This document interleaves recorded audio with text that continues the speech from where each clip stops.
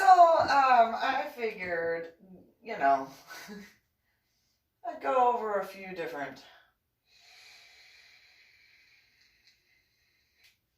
topics that are a little different. That's why I said different. So, I have told people of the issues that I've had with technology ever since my head injury on Palm Sunday in 2000. Before my head injury, not to be like all,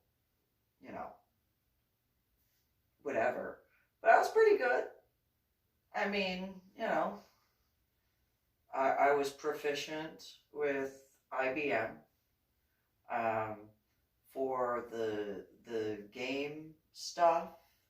There was on the DOS IBM computers a game pool, like you could play pool. And I was able to actually make shots and get balls into the buckets. And I told some people about it later in school, and they were like, nobody ever gets them in. I'm like, no, I get them in all the time. Every time.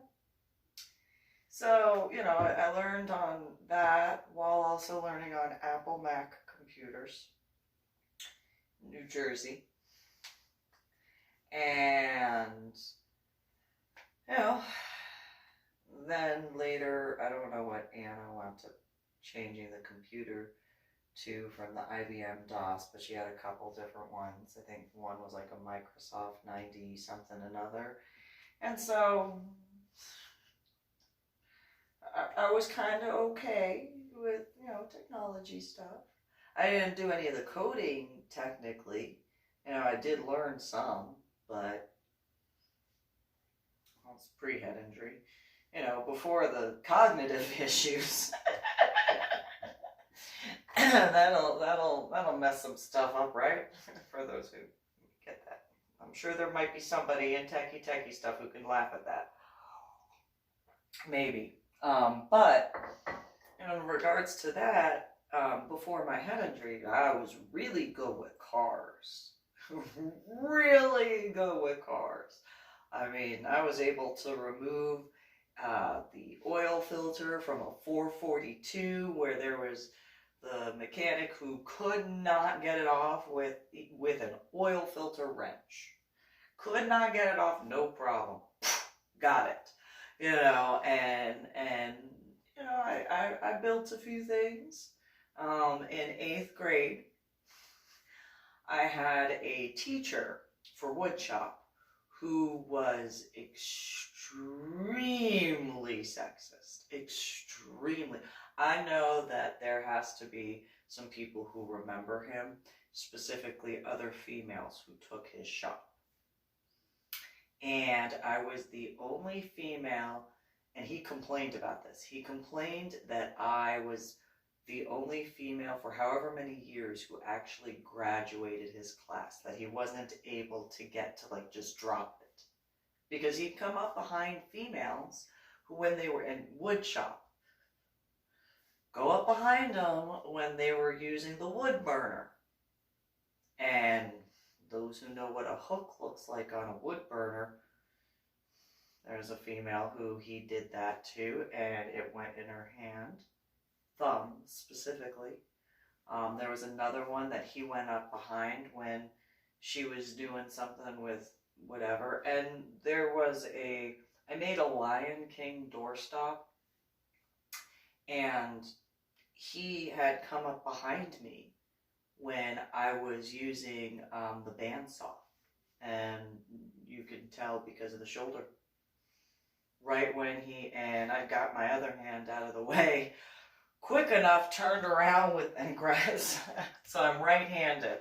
So I'm pushing the thing through the bandsaw. He comes up behind me, goes, "What are you doing?" And turn around, grab that one cheek, and that was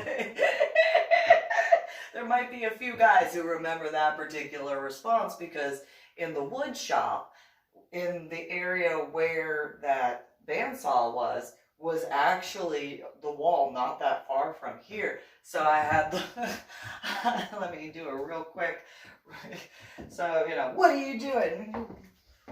What? And, you know, had the block of wood to his throat. And so he didn't come up behind me again.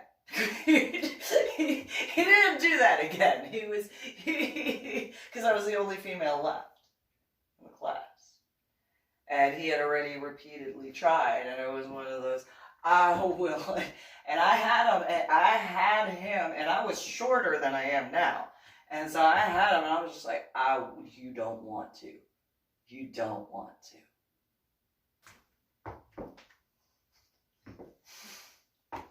And so, you might be able to tell I grew up walking around certain locations. You just didn't walk up behind people like that.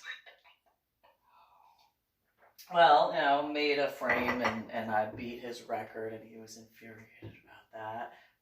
So I had not only survived his class, then he had to give me the grade I earned, which he still knocked some points off, but I still graduated. I graduated that class. And then, whatchamacallit, I had broken his record for the frame weight. At that time, I was helping my biological father build a 5-car garage. Frames. It's nothing. Yeah, I had a couple of, anyway. After my head injury, not so much. Still kind of on the woodworking stuff. The model airplane would be a really good example of, you know, the airplane wings are supposed to be, you know, balanced instead of looking like a peace sign. And so, just throwing that out there. And cars, well, they just changed, and there's so much techie stuff in them now. There's so much techie. So, you know, and then that cognitive thing. Well, my driving abilities.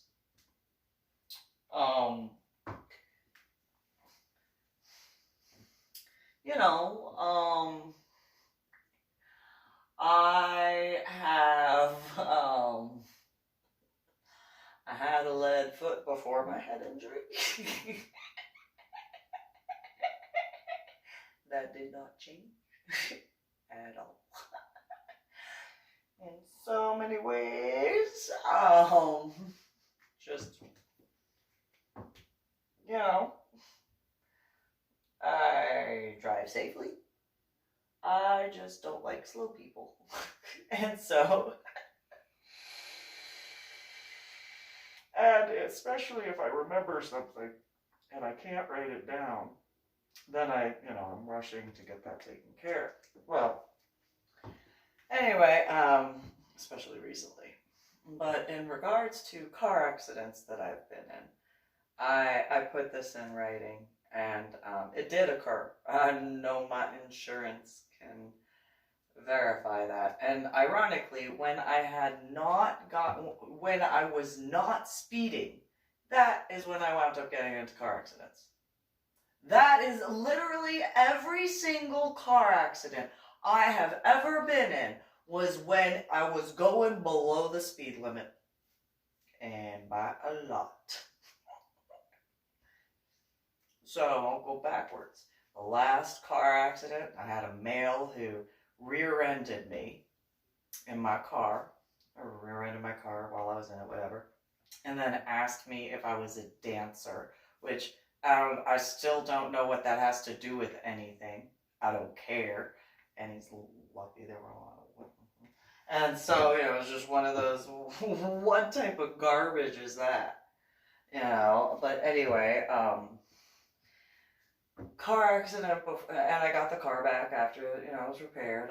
Then there was car accident before then, where that one was technically, like, the car up ahead, it went, and then everybody went, and then that car slammed on its brakes, like, after everybody started going, and it was a 3-car thing, and I was like, oh,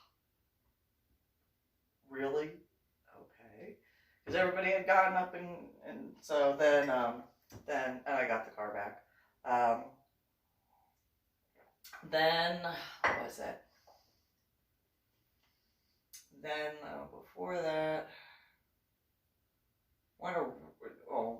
because of, and I still do not understand how it happened, because the sun was in a different location. It was when I was in Colorado.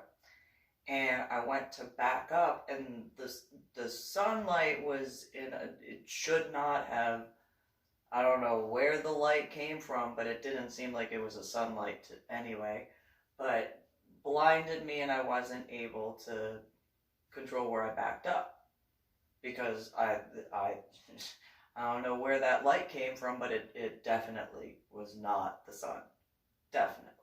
I don't know whether, because I had called 911 because of a couple of boys in a car who were shining lasers at different cars, and then got in front of my car and had started pointing a laser when I was driving. So I don't know if it was something like that. And I actually, on the 911 phone call, this was in Lakewood, I actually drove. I followed them because they were repeatedly shining the light. And so, ironically, it was still on the way to the house, but they were in front of me and they kept shining the light. And I'm telling the female on 911 about this, and she's just like, "We'll go a different way." Well, I can't, because it's on my way to where I live. So, I can only, come on now. Well, they wound up going not far from where the house was. They pulled into a little area that had a cul-de-sac. They pulled into the driveway. I pull up, and those who know me know I was ready to get out of the car. And they ran into that house. They skedaddled. You would have thought there was a rabid, pissed off, mean, huge puppy dog ready to rip there with the puppy dog teeth. Chasing after them after they pissed off the dog. Irony, I was born in the year of the dog.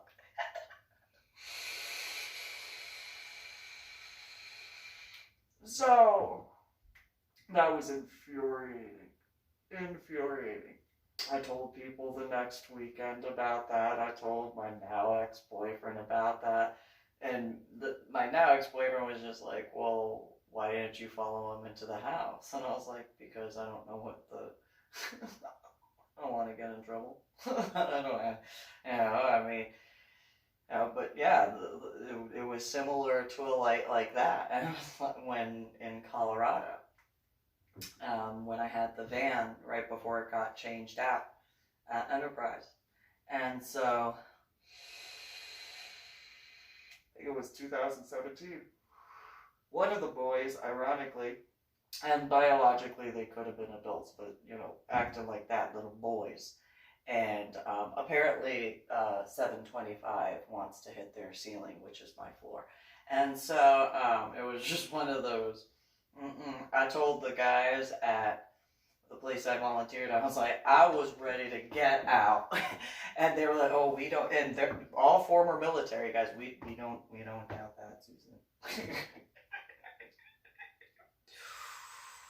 You look mad. Yeah, made my headaches worse.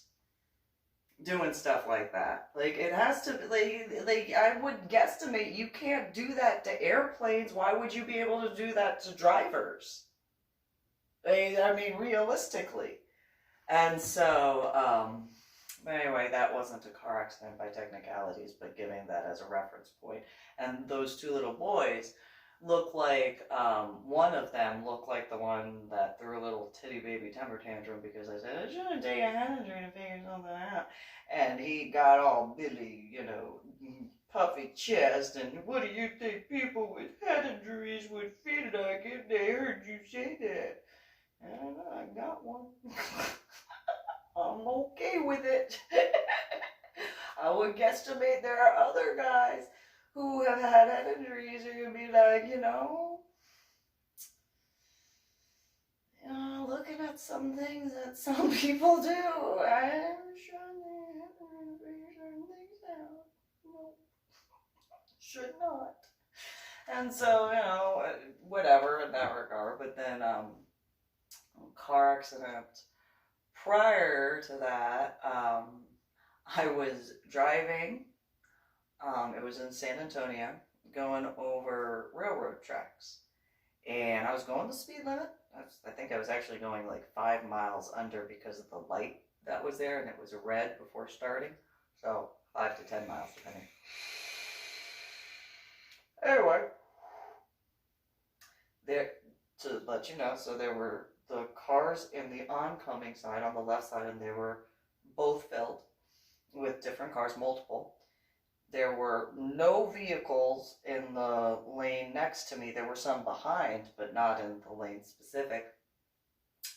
And then out of the area darts a German Shepherd.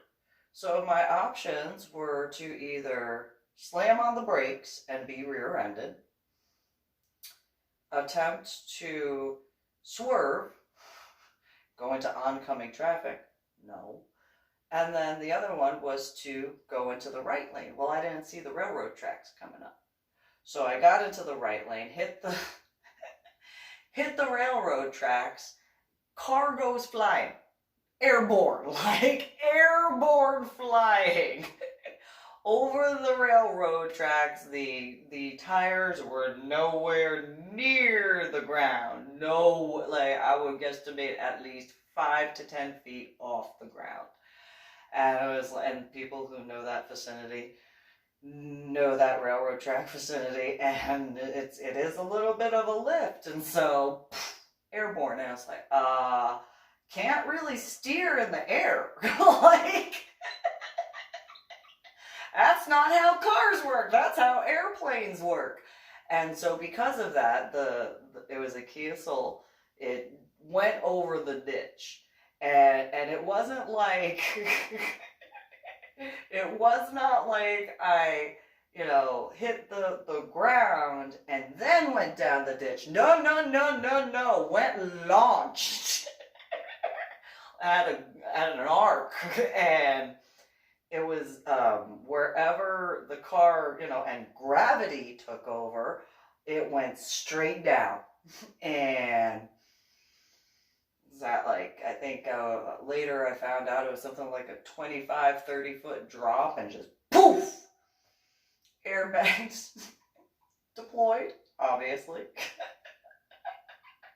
Because the car computer system probably had no idea what was going on, so I just, every balloon, everywhere. EMS showed up, and, you know, I put my arm over the female that was in the passenger seat to make sure that she didn't get injured. And my children, I knew I had what I needed to do to make sure they were squared away.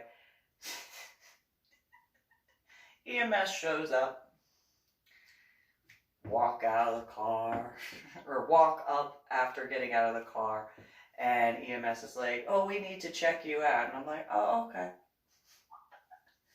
And they're like, you okay? I'm breathing. What's going on? And they're like, you know, that was a really big drop that like, you're walking. Like, yes. My legs work fine.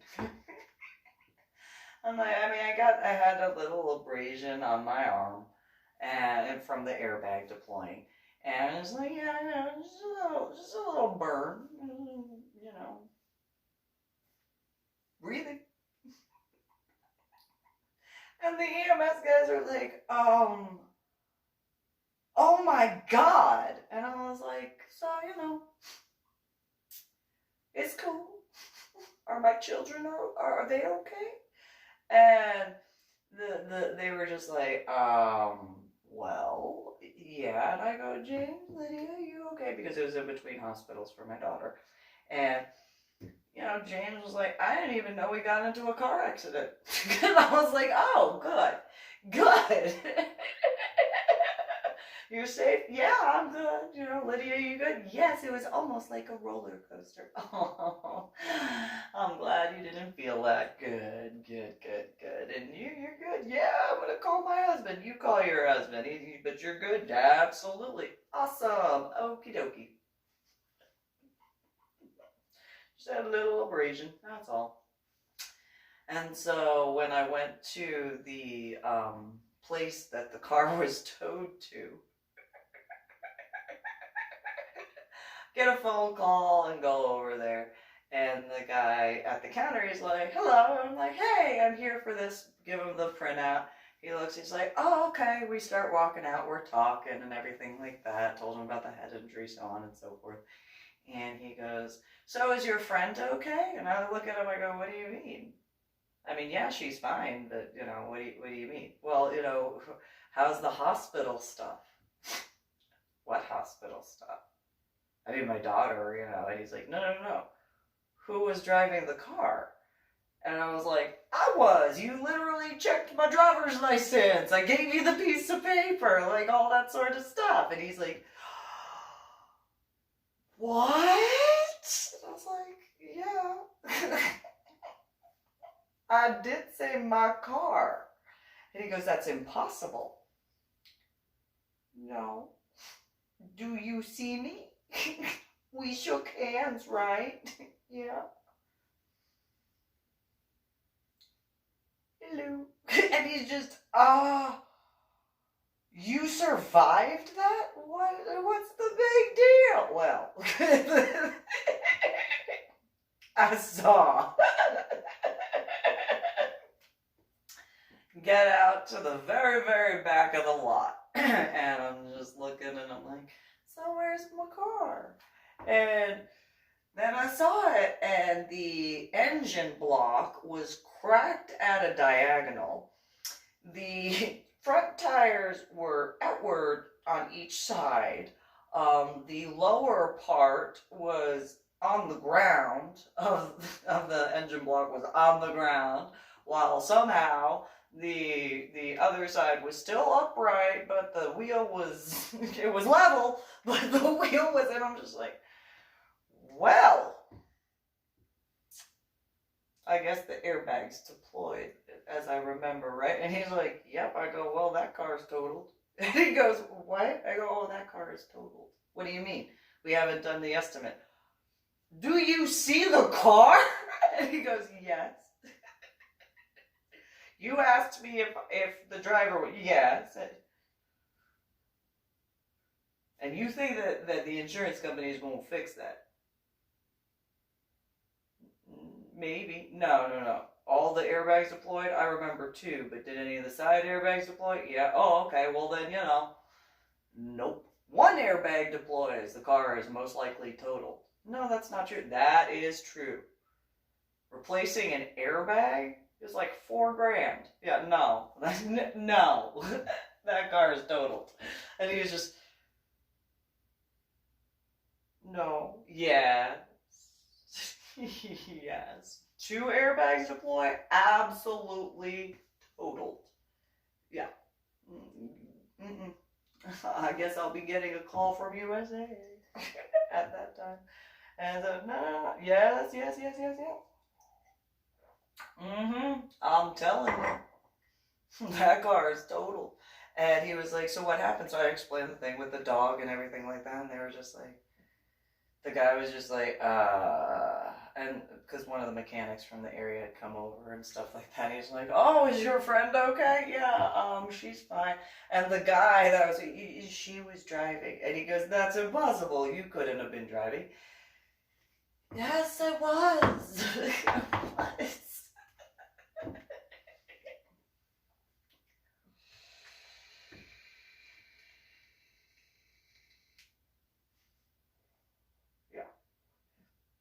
So then, apparently, the people in 736 feel like either tapping on the wall because it doesn't sound like a cabinet, because it's too close in sound. Anyway, so in regards to the aspects of that, you know, there was a dog. The female had even seen the dog, and it was just one of those don't know where that dog came from, but, you know, those were my options, because the other option was to hit the, you know, German Shepherd, which would have made both of the airbags deploy. And that, like, it would have been the same thing. The only difference is the tires wouldn't have been messed up. That's it. Well, maybe. It's a big German Shepherd. But anyway, so whatchamacallit, before that, I was T-boned in my Toyota Solara, and I was crossing to the gas station, and I know I was turning left, and there were no cars at all, but a car came out of the gas station and sped out of the gas station, I should specify, and hit the passenger side of the Toyota Solara. There was one time in Washington State when living in Vancouver, I went to go somewhere and I was in Beaverton, maybe I think it was Beaverton, or on my way to Beaverton, and there was a silver Jeep that I called 911 after they sideswiped my car.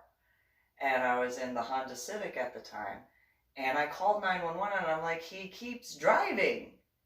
Like, I've been flashing my high beams to try to get his attention. He's not doing anything. And so I pulled over to the side of the road, and that was when he decided to pull over. Like, oh, I just noticed. The police officer showed up and everything like that, and there was that. And then then there was one when I was in San Antonio, and I had the right of way. The other side was supposed to yield. It was a semi-truck, sideswiped my car. Same side, by the way. Same side that the silver Jeep hit my car. Called 911. I had to chase the semi-truck driver well past the Forum area, because it was 1604 and 35.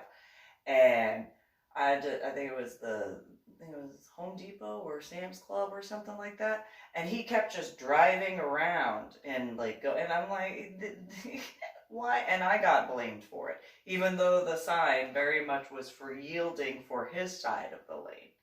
And it was just one of those, no.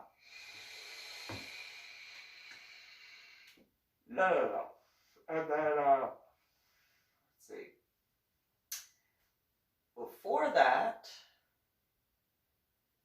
I was rear-ended in my Bug in Dallas, and it sent me forward. The back seats, both the back seat headrests went up.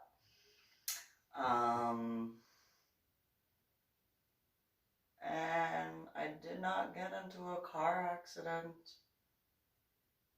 before then. It was shortly after Cactus Jack moved out of the house and was taken back to San Antonio. Shortly afterwards was when I got into the first car collision.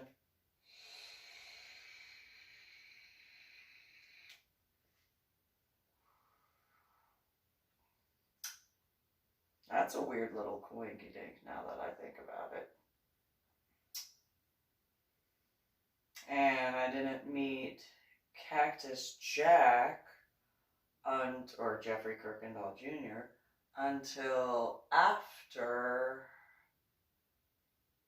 one of my now dead ex-husband's friends from Del Rio, from UTSA, who did not agree with the Iraq War, and we had discussed it and stuff like that, and I was still having issues accepting MMJ as like a thing as acceptable. I was having my issues back then. And that meeting of that guy was shortly after moving back into the house after the first separation. And that guy, there was the Datsun that ran into the backyard shortly thereafter, which was not long, it wasn't very long after what had occurred at the Excalibur Renaissance Faire with the 5 different guys who jumped out of the trees when I was walking around and were upset because they had weapons in their hands unsheathed, and I was ready to defend myself. I was ready to take all their weapons from them and use their weapons on them. Or I technically, let me clarify that, I was going to use their weapons in them because I was going to puncture through their flesh to defend myself. 5, 6 males jumping around me out of the trees with weapons. I don't care. It was a Renaissance Fair. Apparently that was pretend, supposedly. Not with weapons unsheathed. And I would have defended myself. I would have, like, they even, 4 out of the 5 guys, minus the one that was behind me that ran off later, they dropped their weapons. I was ready to simply just flip my foot and grab all their weapons and use them on them. They literally threw them down, and I was like, the one that kept coming at me without putting his sword away, I would have used all 4 of their weapons on that one male. And then taken his weapon and used it on him to defend myself. Which, I will admit, was after the first separation began. And only, I think Patricia was still in high school. My biological sister, and before moving back into the house in San Antonio with our biological parents, one of her friends who had a skunk stripe in his hair, longer hair, dark, almost black, and then he had like a white or a blonde streak that looked like snot went through it, and he had repeatedly been lighting the hairspray on fire and aimed it at my biological sister and then another female and another male. And that was when I came outside. When I came outside, he then, and told him to stop, he then pointed the hairspray and lit it on fire towards me. Then at my house, then at me multiple times. I pushed the flame away, and you need to stop it. Don't, I will hurt you, boy. I will hurt you. And because he wouldn't stop, because he wouldn't continue, just take the hairspray and the, it's one of those barbecue lighters down. Patricia defended him, by the way. My biological sister defended that boy. I was like, you need to stop or I'm going to stop you. And continued. Apparently the neighbors in 736 want me to stop, but I don't care. And so I went upstairs. I opened the Gamma 3 gun safe, checked the chamber, knew there was one in there. Yep, cocked it back. Well, I should say cleared it, made sure. Walked down the stairs, he was still doing it, still pointing the hairspray, lighting it on fire at the kids or teenagers, and then pointing it at my house and stuff like that. Told him to stop again, pushed the flame away, kept doing it, pushed the flame, you need to stop, little boy wouldn't. Pulled back the clicky thing. Whatever that clicky thing is. The little tail. I know that there's something, an NRA person would know what that's called. It's on the baby desert eagle. Stop. And magically, he put the can of hairspray and the lighter on the table. And I said, you need to leave my yard, because I like to garden. But, I don't want to have to clean them up. But I like to garden. and you have repeatedly tried to put my house on fire, put them on fire, and you tried to put me on fire. My children are in my house. That's not okay. So then, he stood up, and you're crazy. I'm just defending my property. I'm defending them, obviously defending my children, and defending myself. And you are in my backyard. Time for you to scoot. And he just, my dad is a sheriff. He's a... Tell your daddy on me. Tell him. Tell your daddy that you were lighting hairspray on fire in my backyard, spraying it towards these individuals, as well as spraying it towards my house, towards my son's room, and then spraying that lit hairspray on fire towards me. Go ahead, tell him every little detail. And if your dad believes that I need to be prosecuted for defending all of that, not forgetting my neighbors, because the fence was older. The fence was at least 10 years old. So all of the fence line for that cul-de-sac would have gone up like that. It hadn't rained in quite a bit of time. And so it would have gone up like that. People, go ahead. Defend the whole cul-de-sac, all the way up until the drainage ditch, at minimum. Entire neighborhood. In that part. Go ahead. I'll wait up. I have insomnia anyway. So, if he doesn't show up, by morning, well, he's probably chewing you a new one because you were stupid enough to attempt to do that on my property and throw a little temper tantrum. Get out. Now. I had the firearm at my side. And he ran off. The female and the other man were like, so, can we finish watching the movie? Yeah, that's fine. You guys good? You don't have to drive. I'm going to put this away. Patricia, oh, Susan, you're such an embarrassment. Yeah, excuse me for saving everybody's life. My bad. Go upstairs. You guys enjoy your movie.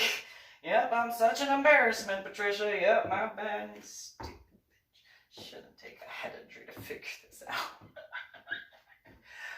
Dealt with the conversation from my now dead ex-husband for, taking the firearm out and not knowing how to, because I cocked the thingamabob, so I don't know, I didn't want to put it in there and then it go off. So I was like, I just want to make sure, excuse me. Dealt with that. By that time, the other two kids had finished, teenagers finished watching the movie with Patricia. Patricia was downstairs pouting. Susan, you are so embarrassing. Excuse me while I clean my own blood off of my hands. I don't want to do it in the shower. Go ahead. Tell me about how I'm so embarrassing for you. Yeah, that's... Yep. Yep. Yeah, that's fantastic. Yeah. That's great. Yeah. Okay, yeah. Okay, yeah. Oh, yeah, go ahead. Yep. Alright, what was that? Oh, I'm still embarrassing you? Yeah, excuse me. Your friends get home okay? Good. Okay, I'm gonna go outside and sit on the patio, my patio, and smoke. Oh, Susan, you're so embarrassing. Yup. Just gonna sit in my backyard and smoke a cigarette.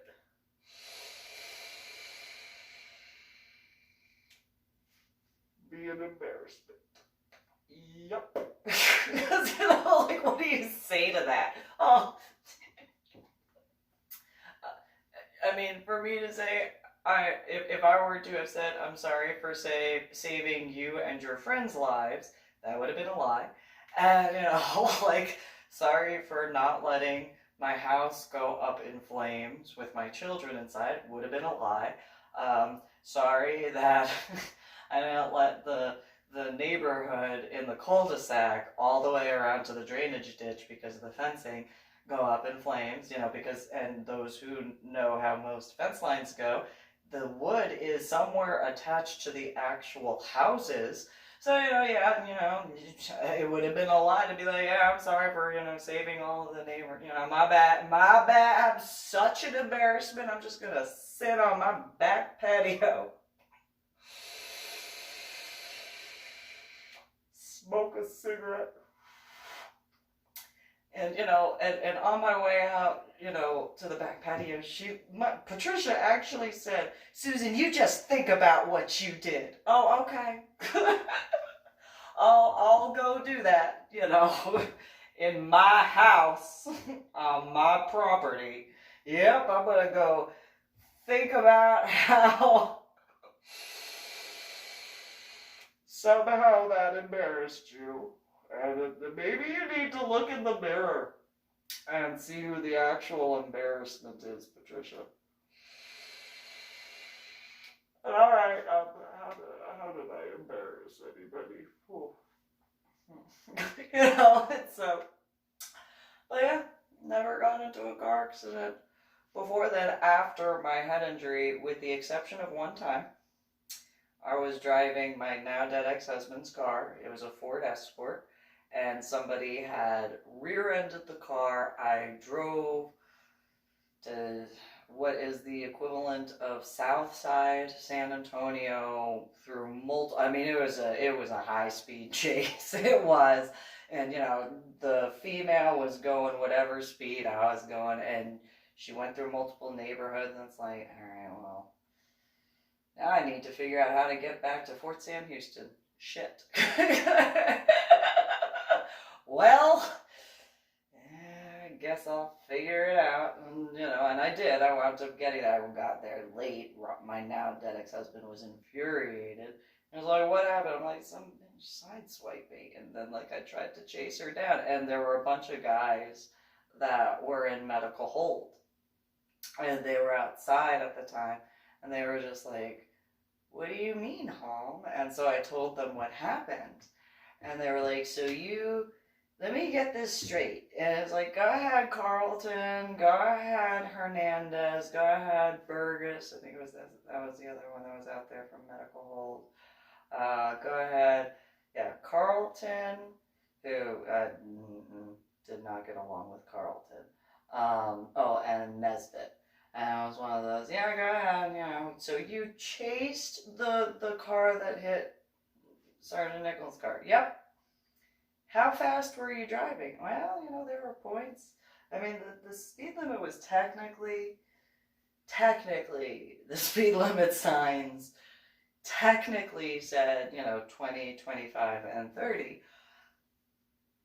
But hypothetically, maybe about 60 or 65 in certain areas. Maybe. Just hypothetically. And Hernandez, those who remember Hernandez, he goes, girl, I am so happy that you are okay. Come here and give me a hug, mama. And I was like, yeah, I can't believe she drove off. Can you believe? Girl, I am so proud of you for staying safe and being able to drive that fast. Oh, mama, seriously.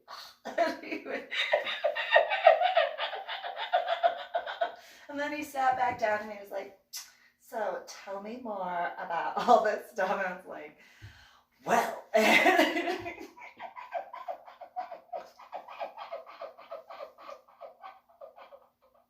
It really upset my now dead ex-husband that I got along with Hernandez so well. And I still do not know why. But it is what it is on that. It's just one of those, well, you know, I have a problem. You have a problem. That's not my problem. That's your problem. So that's what I got. pre-head injury, I got into one accident, which was right before the head gasket blew out in the 86 Dodge Grand Caravan the second time, right before it blew out the second time, and the brakes had gone out. I had told Mike the brakes went out. He's like, no, they did not. I'm like, yes, they did. Then on the way back to the house, I was like, so I had to use the emergency brake, and that was the only way the brakes would stop. And so he, and thankfully there was like a hill for the driveway, so I could use that. And so, put it in park, like that mattered. And then put the emergency brake down. He took a look at it. He's like, oh, I guess the brakes are out. And it's like, oh, yeah. And then one other time I hit a patch of black ice with a female named Jackie and Joey in the car. And the hospital automatically took everybody, the EMS automatically took everybody to the hospital. And I wound up in a ditch or something like that. And they did, which it kind of worked out because they did an MRI. And the Army had initially tried to say that the injury that I had was pre-existing, and I was like, nope. One of the good things I can say Anna did, she sent the paperwork for the MRI, and it's completely clear, no problem, but it also doesn't change the fact that there's the dent in the, this part of my head that would fit the aspects of the width for the bay bunk for the Fort Sill, Oklahoma area for where my head hit. That part was not there. Just saying.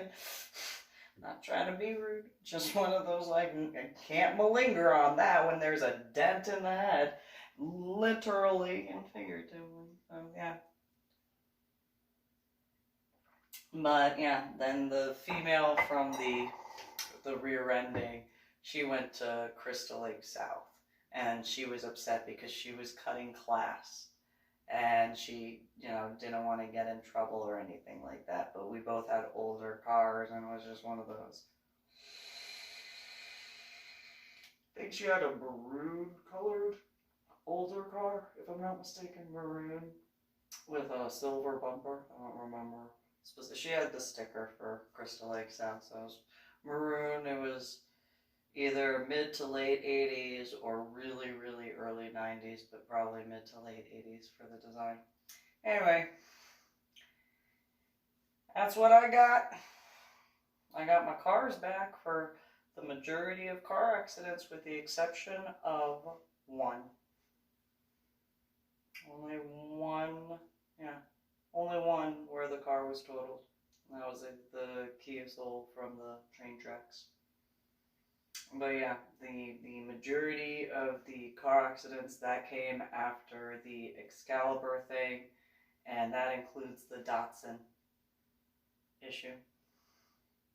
And I guess mainly after breaking up with Cactus Jack, Jeffrey Kuykendall Jr. So that's. And I remember that one specifically with the yellow pug because one of the people that, it was a police officer, and he gave me a business card, and it had the hero, the stuff that you see now, the hero roadside guys, and he goes, you need to remember this. And I was like, oh, okay. And I said, well, I have memory issues because I had a head injury on Palm Sunday in 2000. He goes, just remember this. You gotta remember this, and you gotta remember Dallas. Okay. Did I tell you about my head injury? And he goes, nope, not until right now. But I know that there is a reason I am telling you. You need to remember this, and you need to remember Dallas, Texas. Okay? Remember that. Okay. Dallas, Texas. Okie dokie.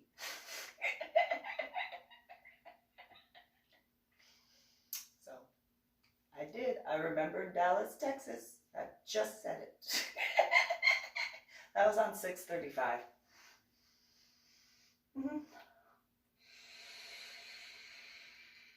Irony, that's a loop.